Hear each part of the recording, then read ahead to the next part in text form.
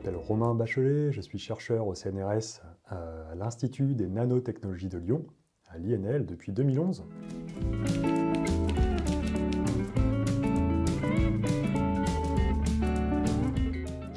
J'ai fait un parcours scientifique jusqu'au bac, j'ai été intéressé par tout ce qui est mesures physiques, j'ai fait un DUT mesures physiques, et puis j'ai découvert la science des matériaux à ce moment-là. Donc j'ai décidé de poursuivre dans ce domaine-là, donc en maîtrise à l'université sur les sciences des matériaux, qui alliait à la fois la physique et la chimie inorganique. Et donc je me suis spécialisé après ce cursus d'école d'ingénieur et un DEA, un diplôme d'études approfondies, ce qui est un Master 2, l'équivalent d'un Master 2 aujourd'hui, Master Recherche, dans ce domaine-là, sur les oxydes fonctionnels. Et j'ai poursuivi en thèse, ensuite, dans un laboratoire à Limoges. J'ai fait un postdoc de 4 ans à Barcelone, à l'Institut de sciences et matériaux de Barcelone, l'ICMAB, sur le campus de l'Université autonome de Barcelone.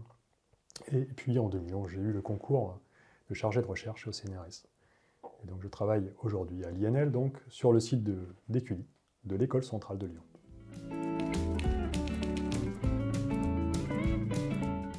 Et plus spécifiquement, moi je travaille sur la récupération d'énergie thermique dans des microsystèmes pour alimenter des dispositifs autonomes sans fil.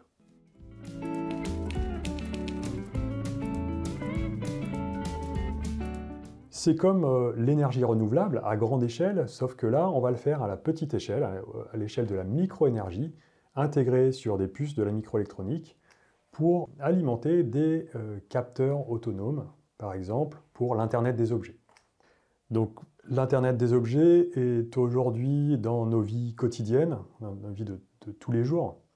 Quels que soient les domaines d'application, la domotique, les infrastructures, le contrôle des équipements industriels, etc., où on va essayer de limiter au maximum les piles ou les batteries, qui sont souvent polluantes, peu recyclées, ou dans des endroits inaccessibles, et ainsi avoir un contrôle. Ces dispositifs de récupération d'énergie sur puce, on peut les trouver sur n'importe quelle plateforme de la microélectronique, j'ai envie de dire, à côté de dispositifs qui chauffent, comme des micro-lasers pour les datacoms, ou des mémoires électroniques. On sait tous qu'en faisant travailler soit un ordinateur, soit son téléphone portable, il chauffe quand il travaille.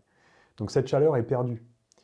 Et c'est dommage, on pourrait la récupérer pour gagner et la convertir en électricité pour alimenter des capteurs, des dispositifs. C'est tout l'intérêt de notre recherche aujourd'hui.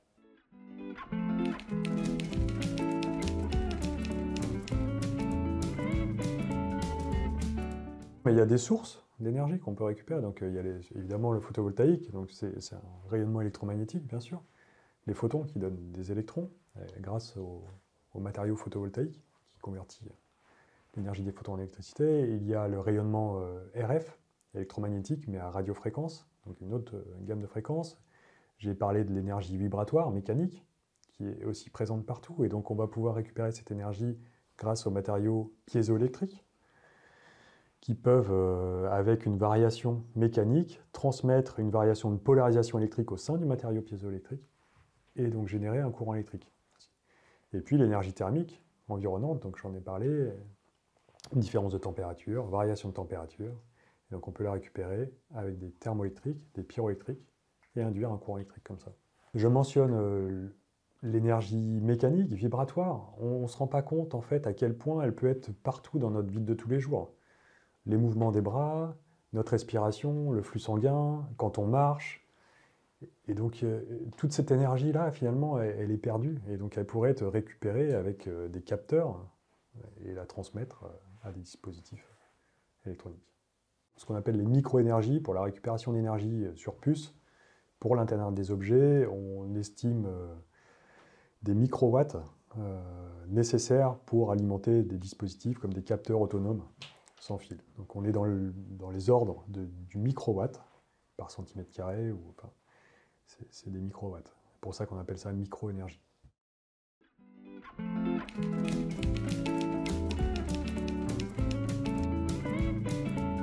J'ai mentionné les oxydes fonctionnels. Donc, ces oxydes, c'est une classe de matériaux cristallins à base de métaux de transition. Ces matériaux cristallins ont la particularité d'avoir énormément de propriétés remarquables. Je vais en énumérer quelques-unes, on pourrait y revenir sur quelques-unes, mais la ferroélectricité, la piézoélectricité, la pyroélectricité, thermoélectricité, supraconductivité, ferromagnétisme, etc. Et donc ce sont des matériaux très intéressants pour réaliser divers composants pour diverses applications. Moi je suis aussi spécialiste de la science des matériaux, vous l'aurez compris, et notamment de l'élaboration de ces oxydes, donc ces matériaux spécifiques, et avec un type d'élaboration de ces oxydes cristallins, donc en couches minces qu'on construit, qu'on élabore couche atomique par couche atomique en cristaux. Donc ça s'appelle de l'épitaxie, en couche mince épitaxiée de ces oxydes-là, sur des plateformes de la microélectronique ou autres substrats. Mais donc il y a des environnements ou des outils de croissance de ces matériaux qui sont spécifiques et qui peuvent être assez complexes, où on est spécialiste de la croissance de ces matériaux-là.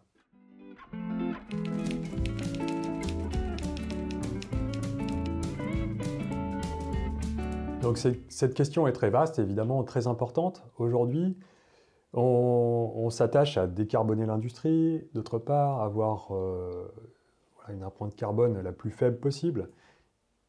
On parle beaucoup aussi de matériaux ou d'éléments critiques. Et donc c'est un vrai thème de recherche, c'est-à-dire essayer d'augmenter bien sûr la puissance, l'efficacité, les rendements, baisser la consommation en énergie des dispositifs, mais aussi de plus en plus on s'attache à réaliser des matériaux avec des éléments non critiques. Qu'est-ce que c'est des éléments non critiques? Ce sont des éléments qui sont abondants, peu chers et pas toxiques. Et il y a évidemment un aspect géopolitique, géostratégique important, sachant que les éléments et les minerais ne sont pas tous également répartis sur la Terre.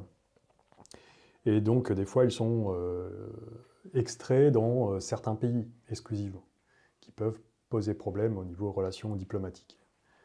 Dans cette grande thématique de la thermoélectricité, on développe des procédés qui peuvent, donc, avec des matériaux non critiques, j'ai déjà mentionné, mais également avec des procédés technologiques qui ne sont pas toxiques, qui sont verts. Dans les demandes de projet, il y a plusieurs, ce qu'on appelle les défis sociétaux, et dans les défis sociétaux, il y a une rubrique clairement énergie, et donc il y a une énergie durable, sûre et efficace, c'est je crois l'intitulé exact de ce défi-là, et donc est pris en compte justement la criticité des éléments. On est de plus en plus à même ou conscient qu'il faut faire un travail de cycle de vie des éléments, c'est-à-dire depuis l'extraction dans les mines jusqu'au recyclage en fait, des éléments, des composants qui ne fonctionnent plus. Et bien sûr en prenant en compte toute la production, depuis la recherche, notre travail, la production des matériaux, ce que ça coûte en énergie, d'approvisionner des substrats, etc., jusqu'à une production et éventuellement en industrie. Donc ça, c'est pris en compte parce que ça a un impact environnemental non négligeable, bien sûr.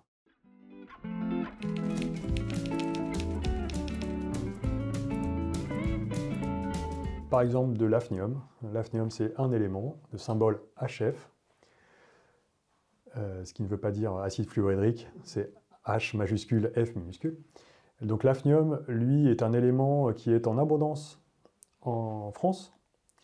Et l'oxyde d'hafnium a été découvert, HFO2, a été découvert ferroélectrique il y a seulement quelques années, environ en 2011, donc ça fait 13 ans.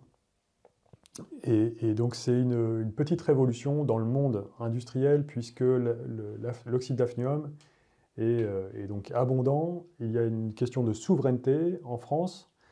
Et c'est intéressant de l'intégrer sur des plateformes de la microélectronique silicium, CMOS, où c'est compatible et on peut avoir des mémoires non volatiles, basse consommation, directement intégrables sur des puces microélectroniques à base de cet élément et de cet oxyde.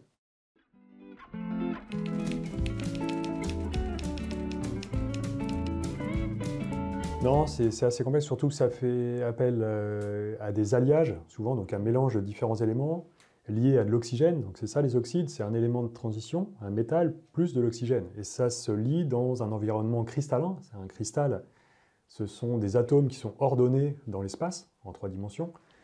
Et évidemment, un cristal peut avoir différentes géométries, différentes structures cristallines, et chaque structure a ses propriétés propres. Donc ça fait énormément de possibilités. On appelle ça l'accordabilité, tunability en anglais. Et donc le HFO2, il a été utilisé au départ sur silicium pour ses propriétés de constante diélectrique, très large constante diélectrique, pour remplacer le SiO2 dans les transistors à effet de champ.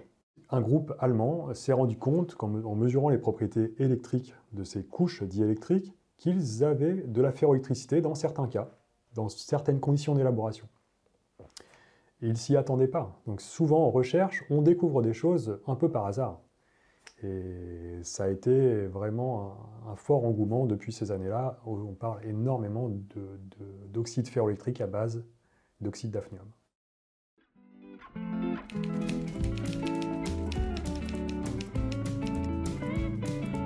Mais si on parle par exemple des panneaux solaires à base de silicium, la plupart sont à base de silicium, mais il faut des dopants dedans pour ajuster le gap, le rendement, etc. Donc les dopants, ce sont des éléments qui peuvent être toxiques. Et aujourd'hui, donc le coût de fabrication, bien sûr, il a un impact. Il y a ces éléments qui sont pas forcément qui sont critiques, mais qui peuvent être toxiques. Et il y a une grosse problématique aujourd'hui de comment recycler tous ces panneaux solaires qui ont été déployés.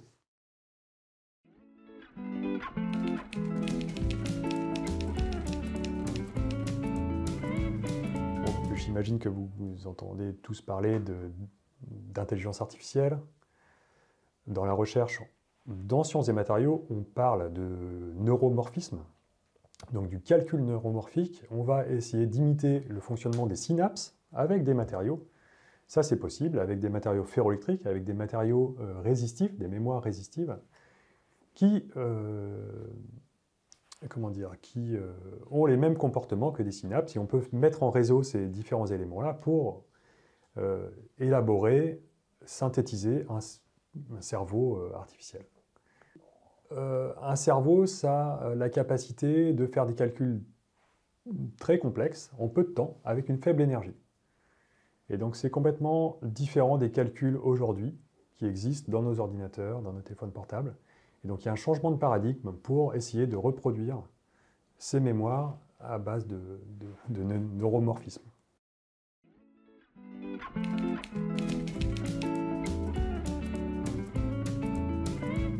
On est tous faits de chimie, d'éléments, de matériaux. C'est ça qui m'a plu d'ailleurs dans la science des matériaux. C'est que, quels que soient nos environnements, la vitre, le tableau, nous, on est fait d'éléments. Du tableau de Mendeleïev, donc c'est de la chimie, que ce soit organique, inorganique. C'est ça la science des matériaux.